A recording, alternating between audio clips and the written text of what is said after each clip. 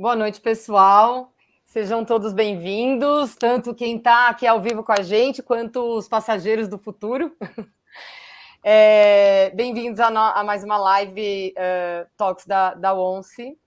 Meu nome é Juliana Dadil, eu sou líder da ONCE Talks Brasil. E é com muito prazer que eu estou aqui apresentando essas mulheres incríveis, falando de temas de segurança super atuais e relevantes.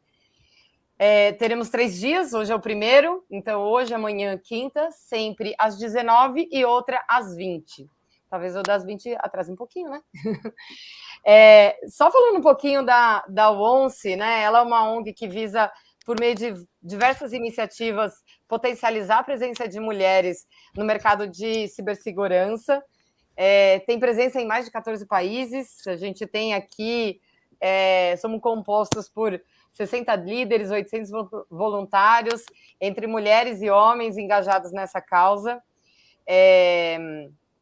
E sem mais delongas, quero chamar aqui a nossa convidada de agora, a Daniela Guimarães, que vai falar sobre Threat Intel. Falando aqui um pouco da trajetória dela, né? Há 10 anos ela está na área, é especialista em Threat Intel, certificada em CTI, pela EC Council, formada em Gestão de TI pelo SENAC e pós-graduada em Big Data pela FGV. Ela possui background em desenvolvimento em diversas linguagens e banco de dados, já foi responsável por segurança da informação em uma empresa do setor do varejo, é entusiasta em diversas áreas e acredita que a evolução do Threat Intelligence está ligada às facilidades trazidas pela inteligência artificial. Dani, muito obrigada por ter aceitado o nosso convite. Seja bem-vinda e agora o palco é seu. Boa noite, pessoal, tudo bem? Bom, hoje eu vou falar um pouco sobre Threat Intelligence para vocês. Uma palestra mais para iniciantes, tá? Então, eu vou trazer um pouco dos conceitos. Falando aqui, né, hoje eu estou como coordenadora de Purple Team na IDWall. Então, caso vocês queiram me adicionar aí no LinkedIn para tirar dúvida, conversar, esse é o meu LinkedIn. Tem também o meu Telegram. Normalmente eu acesso também. A gente pode trocar algumas figurinhas por lá. E vamos lá ao conteúdo. Bom, o que é CTI? Então, basicamente... Cyber Threat Intelligence, ele representa a convergência entre duas comunidades, a de inteligência e a de segurança cibernética, e basicamente é a coleta, a análise de informações de fontes internas ou externas, para o ganho de entendimento sobre fragilidades em potencial, com o objetivo final de proteger os ativos das empresas, tá?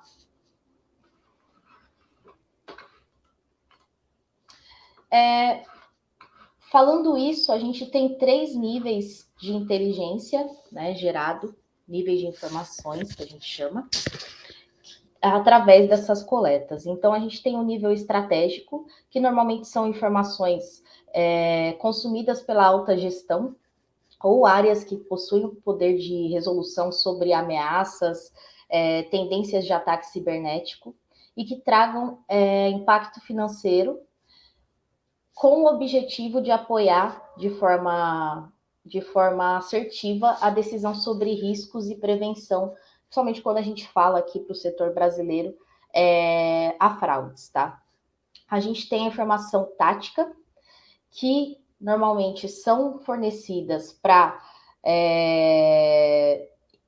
áreas que atuam mais ali na definição de arquitetura, entre outras coisas. Essa informação tática, diferente da anterior, ela já vai mais para um nível técnico, então a gente normalmente encontra informações sobre táticas, técnicas e procedimentos utilizados aí na condução de um ataque, como a Kelly explicou anteriormente, a informação que ela mostrou para a gente dos ataques de ransomware são justamente táticas, técnicas e procedimentos utilizados aí por essas quadrilhas que ela comentou. E a gente tem a informação operacional, que são as informações que são fornecidas ali de forma contínua, de vetores utilizados por um ator. Então, quando a gente fala aí de ataque de persistência, que são por exemplo, a gente tem o Astaroth, que é uma gangue que faz o envio de phishing para poder coletar informação, que não é um ataque direcionado a um alvo, e sim um ataque diverso. A gente encontra na informação operacional esses tipos de dados, né? Que são eventos, as campanhas, os IOCs, então tudo a gente classifica aqui como operacional. E como que a gente faz para organizar tudo isso, né? A gente tem o ciclo de inteligência, ele é baseado na verdade, ele é baseado na inteligência que os Estados Unidos têm dentro do Exército, tá? A sua primeira aparição foi em 1946. Caso vocês tenham curiosidade e buscarem no Google, vocês vão ver que foi a primeira vez que se falou de ciclo de inteligência e foi visto em um documento do Comitê das Forças Convencionais dos Estados Unidos, que a gente chama de OTAN, né, aqui no Brasil, no final da Segunda Guerra Mundial. O OTAN, para quem não sabe, foi um tratado que os Estados Unidos fez após a guerra, na verdade, no começo da Guerra Fria, onde, por conta da Guerra Fria mesmo, né, da velocidade em que os inimigos dos Estados Unidos estavam evoluindo com armas nucleares, entre outras coisas, alguns países se uniram no OTAN para assinar esse termo com a Rússia de que ninguém atacaria ninguém. Então, foi ali que a gente viu a primeira aparição do ciclo de inteligência. E ele é utilizado hoje pela maioria das empresas que implantam Threat Intelligence ou que vendem também Threat Intelligence. Bem legal nessas informações, muito bonito, mas como que funciona isso? Bom, uma coisa que eu sempre gosto de ressaltar é que não é mágica. Já passei por alguns episódios em que as pessoas com quem eu conversava sobre o tema achava que era que nem naqueles filmes de Hollywood, que era uma mistura de Mãe de Ná com FBI, que a gente está olhando a internet inteira, mas não, a gente não é o Google nem a Microsoft, estou brincando, que tem a informação da internet inteira. É construído de uma outra forma que eu vou explicar no próximo slide, que é um ciclo realmente baseado aí no ciclo de inteligência. Então, a gente tem algumas fases aqui que constroem e que geram aquelas informações que eu comentei no começo. A primeira é o planejamento. Na fase de planejamento é quando você define quais são os seus targets, quais são as informações relevantes para o seu cliente final. Isso pode ser dentro de uma empresa ou num provedor, tá? E mapeia quais são as tecnologias que você vai precisar, quais são as fontes que você vai precisar para atender aqueles requisitos. E também, nessa fase, normalmente a gente pede para o cliente as principais preocupações dele com relação ao seu negócio, as tecnologias que ele utiliza, topologia e documentações. Isso é uma informação que é muito difícil de conseguir, mas quando a gente consegue, é muito benéfico, porque a gente consegue transformar a informação que é gerada dentro de Threat Intelligence em algo mais assertivo, que é o objetivo final. Aí, depois dessa fase de planejamento, a gente tem a fase de coleta. Então, normalmente a gente trabalha com coleta híbrida. O que é uma coleta híbrida? Coleta de fontes externas e coleta de fontes internas. Então, eu posso cruzar, por exemplo, as informações que eu tenho no meu CIEM com algo que eu identifiquei da minha marca ou de algum ativo meu na internet, tá? E dentro da coleta, a gente considera feeds comerciais, como de grandes empresas como Red Canary, tem algumas outras que também é possível você contratar e consumir essas informações, tá? Honeypots, que normalmente são estruturas que a gente monta mais voltada para e-mail phishing, para estudo dos vetores utilizados ali pelos atacantes. Fóruns, então, quem nunca deu uma olhadinha ali no Raging Forums, entre outros, que normalmente é onde os atacantes divulgam dados coletados, né, para venda ou até mesmo para ganho de reputação. Singit, Init, Mazint, Omint, Iosint e Geoint. Essa sopa de letrinhas, cada uma representa ali um tipo de informação coletada, tá? Então, por exemplo, o Mint é a informação humana que a gente fala, então, muito utilizada aí antigamente, foi acho que a primeira fonte de informação que a gente teve contato através dos agentes secretos, então são informações que a gente consegue através de conversas, através de privilégios que a gente possa ter e conseguir ali no dia a dia, tá? Osint, que é bem mais conhecida, que são informações que são coletadas em fontes abertas na internet. Geoint, por exemplo, é informação de geolocalização, então você pode conseguir isso através de satélites, entre outros.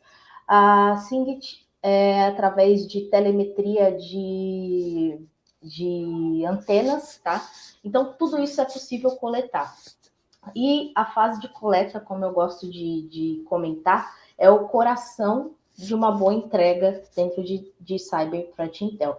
É o que vai definir se a informação que você fornece para o seu cliente, ela é rica em detalhes, porque normalmente você nunca vai usar uma informação de uma fonte só para gerar a entrega final. Você vai cruzar todas essas fontes para gerar ali a quantidade máxima de detalhes que você conseguir para a entrega, tá?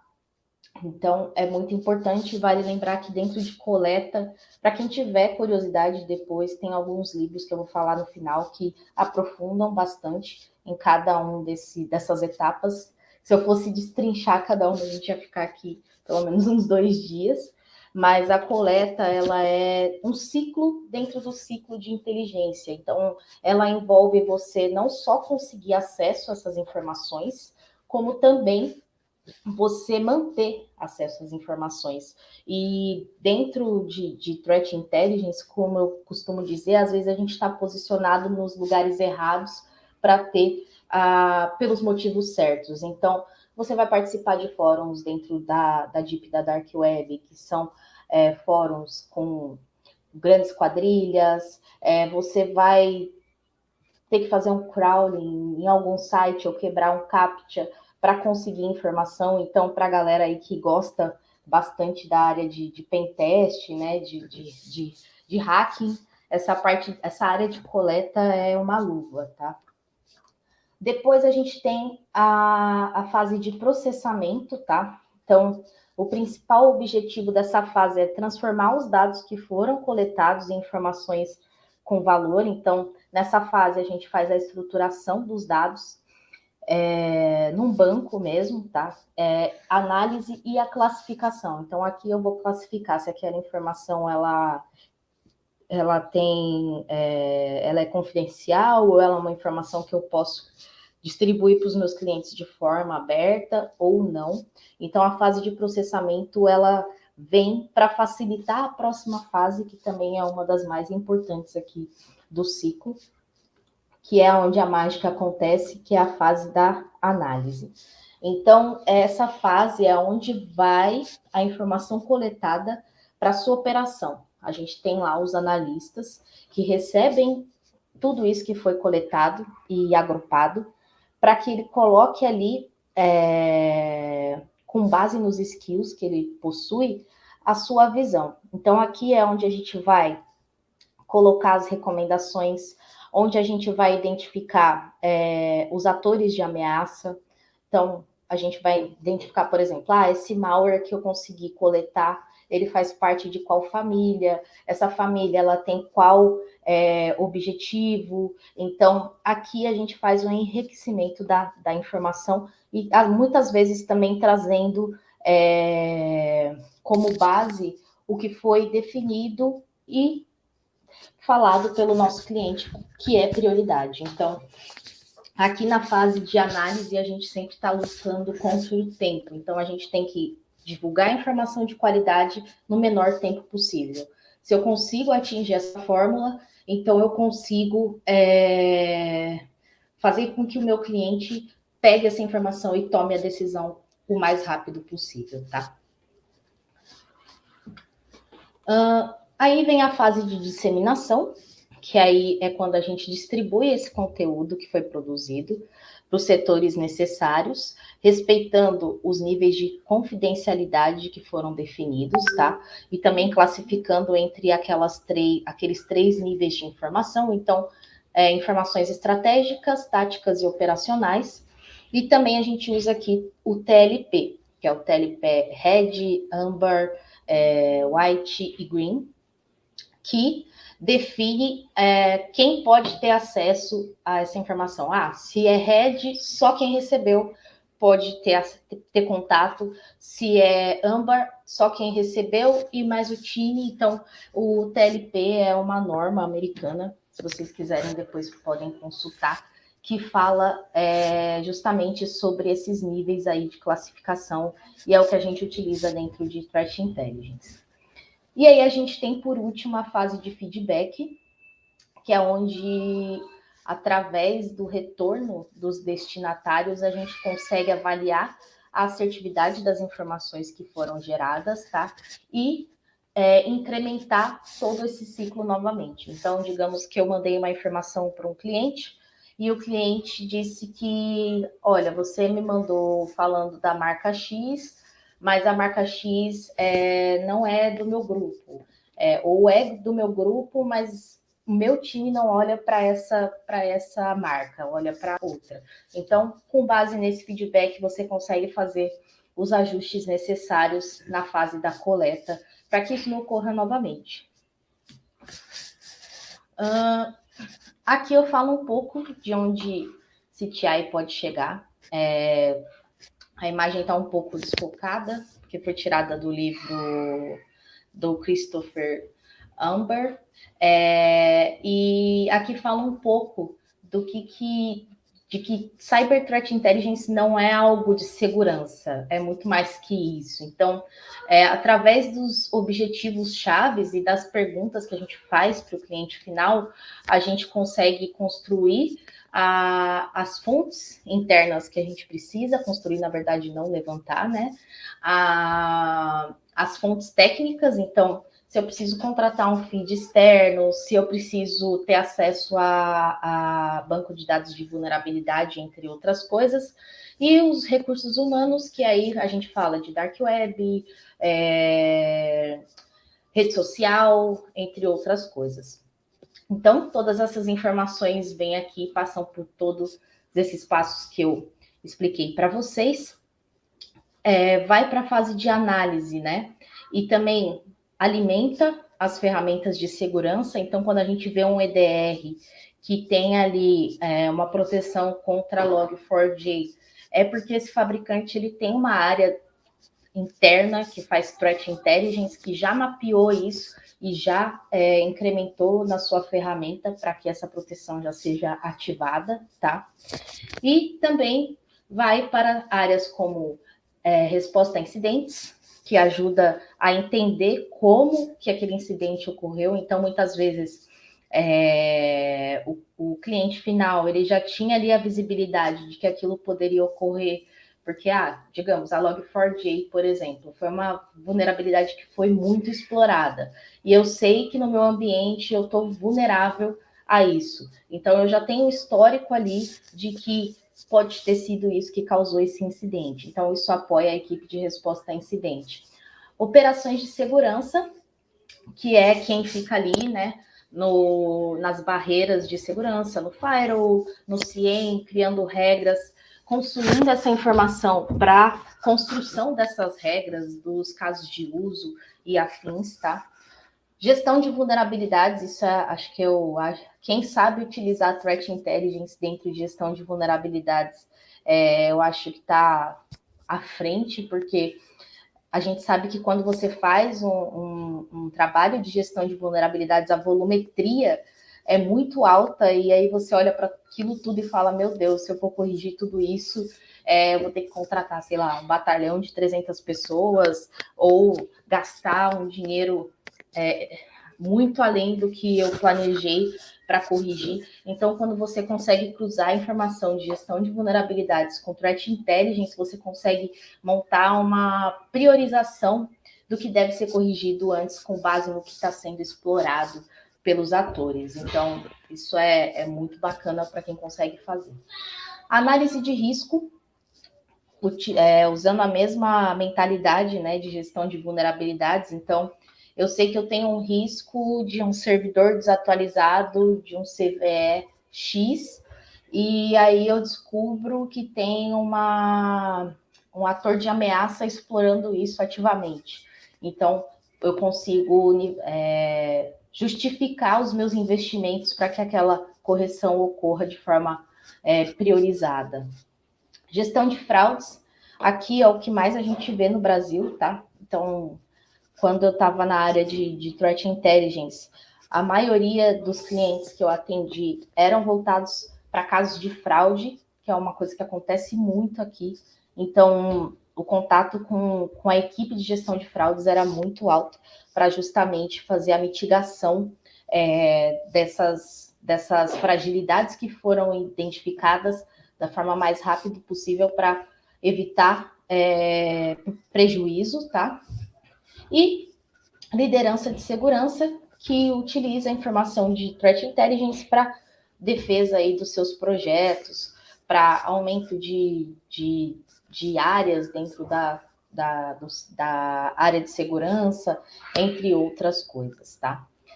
E o feedback a gente recebe normalmente de todas essas áreas, que volta aqui para a definição dos objetivos e das questões chaves. Então, basicamente, o objetivo desse slide é mostrar para vocês que Threat Intelligence ela vai além de segurança da informação. Ela, na verdade, além de segurança da informação, não, né? Além de segurança cibernética, ela toca outras áreas dentro da empresa também, tá? Bom, e onde CTI pode chegar, né? Para quem acompanhou em 2020 o caos que foi, eu tenho esse relatório aqui da Red Canary que fala sobre resposta a incidentes, né? E em 2020, 93% das organizações sofreram pelo menos um incidente de segurança que levou ao comprometimento de dados, né? Devido a lacunas nas barreiras de proteção das empresas. Então, uma coisa que a gente acompanhou em 2020 foi a mudança do método de trabalho. Então, todo mundo ia para o escritório, a gente tinha ali um perímetro protegido dentro das empresas, e com o Covid a gente viu isso mudar da noite para o dia. Então, esse cenário fez com que 49% dos líderes tivessem dificuldade para continuar fazendo a gestão das suas ferramentas que davam apoio ali na detecção e a resposta de ameaças, tá? Esse gráfico aqui mostra um pouco disso, mas como a gente pode ver, o primeiro lugar aqui é a exposição por ransomware, com 57%. Conforme a Kelly comentou, né, a maioria dos grupos de ransomware se aproveitaram ali desse momento de fragilidade das empresas para aumentar a sua exploração. E quais são os benefícios de você ter Threat Intelligence, seja de uma equipe interna ou seja de um terceiro? Aqui também um relatório que eu trouxe da Record Filtering, que fala um pouco dos benefícios. Essa pesquisa ela foi feita com empresas americanas. Infelizmente, a gente ainda não tem um quadro grande de empresas no Brasil que dê para fazer essa pesquisa, mas elas relataram que conseguiram 32% mais eficiência para a equipe de TI e segurança da informação, utilizando a metodologia de Cyber Threat Intelligence, tá? Tiveram retorno, né, do investimento em 3 anos, 284% das empresas, um payback em 4 meses, que é o retorno desse dinheiro investido, só que também visando aí a parte de lucro. Então, mais para frente aqui eu vou explicar o que gerou todas essas melhorias. 34% das empresas relataram menos tempo para a criação de reportes sobre segurança, 10% menos tempo para a detecção das ameaças, isso é ótimo, e 63% relatou resolução mais rápida também de ameaças. E como isso? O que isso gerou de bom, né? Então, teve redução de risco, claro. Então, 22% das empresas tiveram mais ameaças identificadas antes do impacto. E a gente sabe que impacto gera prejuízo, né? 86% das empresas tiveram redução de indisponibilidade não planejada em seus produtos, em sua infraestrutura, e também relataram aí essas empresas que tiveram a redução de multas e penalidades de $1 milhão, tá? Então, para quem ainda não pensa em investir ou ter uma área de Cyber Threat Intelligence, é algo que eu sempre falo que é muito importante, porque a gente sempre tem que estar um passo à frente dos atacantes, e a gente sabe que não é a bala de prata que vai fazer com que você não pegue um ransomware, mas é algo que vai te ajudar ali a ter uma visibilidade externa do seu ecossistema. Então, faz toda a diferença. Falando aqui, né, para quem tem interesse em trabalhar nessa área, não sei se é a primeira vez que estão ouvindo falar, mas eu separei aqui coisas que são interessantes estudar para cada uma das áreas que eu comentei. Então, para a parte de coleta, a gente sempre vê que é necessário ter um conhecimento em alguma linguagem de programação. Eu, por gosto, sempre indico o Python, o Bash, mas o C também ajuda muito quando você precisa ali lidar com alguma barreira técnica para conseguir informações no seu dia a dia, tá? Conhecimento de pentest, como eu comentei, vai ter vezes que você vai ter que quebrar um CAPTCHA, vai ter vezes que você vai conseguir acesso a um servidor de comando e controle de uma família de malware, e você vai ter que quebrar a segurança para poder conseguir as informações. Então, é importante ter esses skills. E automação em geral.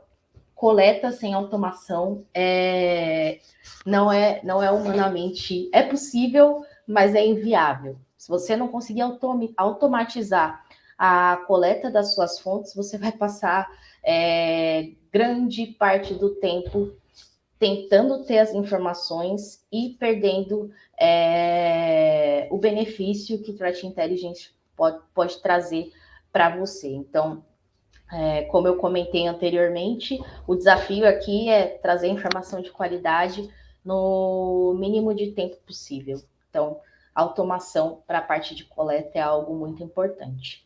Para a fase de processamento, então você entender de banco de dados estruturados e não estruturados. Então, eu trabalhei em alguns projetos onde a gente já não estava só falando de informação escrita, a gente tinha coletor em grupos de Telegram, grupos de WhatsApp, onde a gente começou a coletar também áudios, começou a coletar imagens. Então, você tem que saber lidar com esse tipo de informação de uma forma que você consiga organizar isso organizar de uma forma que o pessoal de análise consiga consumir.